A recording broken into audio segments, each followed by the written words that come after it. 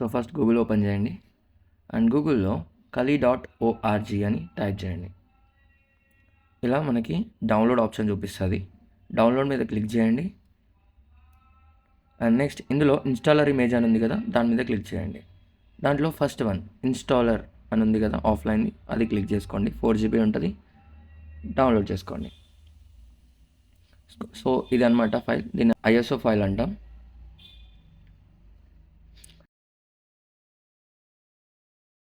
So VMware workstation open చేసుకున్నాక create a new virtual machine అని ఉంటుంది, దాని మీద క్లిక్ చేయండి. టిపికల్గా ఉంచండి అండ్ నెక్స్ట్ క్లిక్ చేయండి. I will install this file later, దాని మీద క్లిక్ చేసి నెక్స్ట్ క్లిక్ చేయండి. లైనక్స్ మీద క్లిక్ చేయండి. ఇది Debian 12 పెట్టుకోండి అండ్ నెక్స్ట్ క్లిక్ చేయండి. అండ్ ఇక్కడ ఒకవేళ మీకు Debian అనే ఉంచాలంటే అలానే ఉంచవచ్చు, లేదంటే Kali Linux మీకు నచ్చిన నేమ్ లాగా కూడా చేంజ్ చేసుకోవచ్చు. సో నేనైతే Kali Linux అని పెడుతున్నాను. నెక్స్ట్ ఇక్కడ నార్మల్గా 20 GB అయితే సరిపోతుంది, బట్ మీ దాంట్లో స్పేస్ ఎక్కువ ఉంటే నేను పెట్టుకున్నట్టుగా 50 GB కూడా మీరు పెట్టుకోవచ్చు. ఆ తర్వాతకి store virtual disk as a single file మీద సెలెక్ట్ చేసుకొని కస్టమైజ్ హార్డ్వేర్ మీద క్లిక్ చేయండి. ఇక్కడ ర్యామ్ని 4 GBకి పెంచేసుకోండి. ప్రాసెసర్ 2లో ఉంటే అలానే ఉంచండి, లేదంటే 2లో పెట్టేసుకోండి.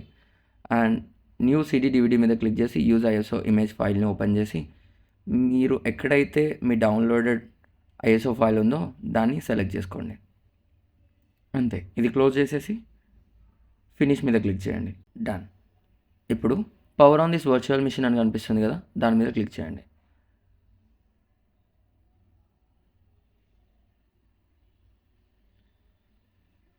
మనం ఇన్స్టాల్ చేసుకునేది గ్రాఫికల్ ఇన్స్టాలేషన్ కాబట్టి గ్రాఫికల్ ఇన్స్టాలేషన్ మీద పెట్టేసి ఎంటర్ ఇవ్వండి.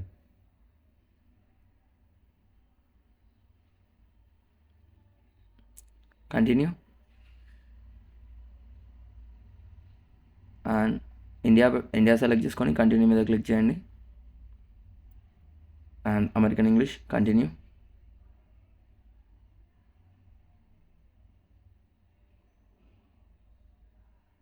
ఇది కొంచెం టైం తీసుకుంటుంది.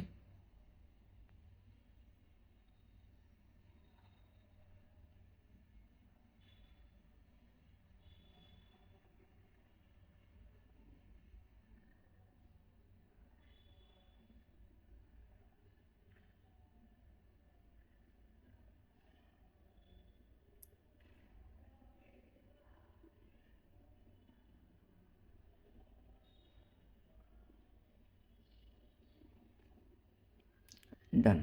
కంటిన్యూ మీద క్లిక్ చేయండి. కంటిన్యూ.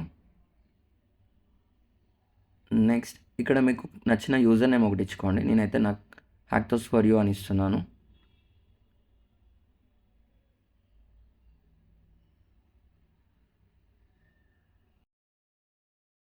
కంటిన్యూ మీద క్లిక్ చేయండి యూజర్ నేమ్ ఇచ్చాక. అండ్ ఇది కూడా కంటిన్యూ చేసేయండి. దానికి పాస్వర్డ్ పెట్టుకోండి, చిన్నగా పెట్టేసుకోండి. మనం మల్టిపుల్ టైమ్స్ యూజ్ చేస్తాం కాబట్టి పాస్వర్డ్ చిన్నగా ఉంటే ఈజీ అయిపోతుంది మనకి.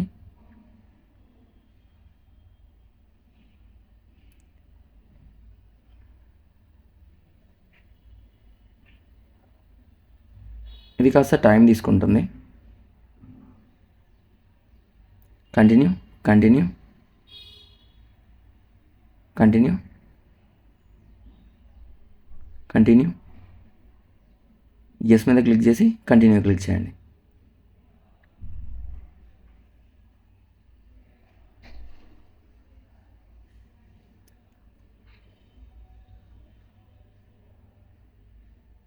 ఇది చాలా టైం తీసుకుంటుంది, వీడియోని స్కిప్ చేస్తాను. Continue.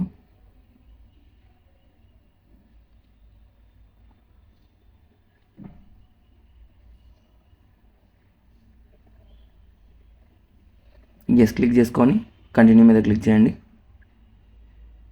And DEV SDA select చేసుకొని కంటిన్యూ మీద క్లిక్ చేయండి.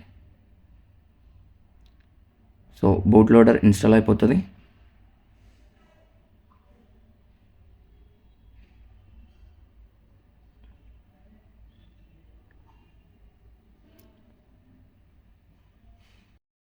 అంతే, Kali Linux ఇన్స్టాల్ అయిపోయింది. ఇప్పుడు కంటిన్యూ మీద క్లిక్ చేసి కాసేపు అలా వదిలేయండి, అదే స్టార్ట్ అయిపోతుంది.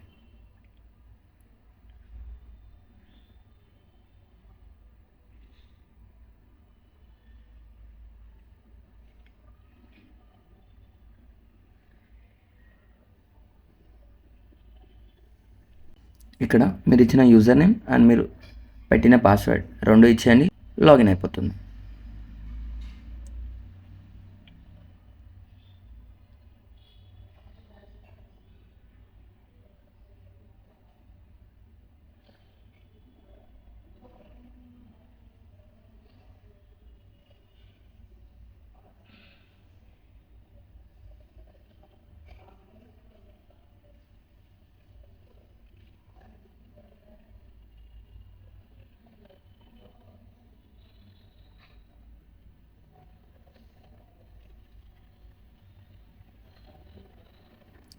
డన్, ఓపెన్ అయిపోయింది.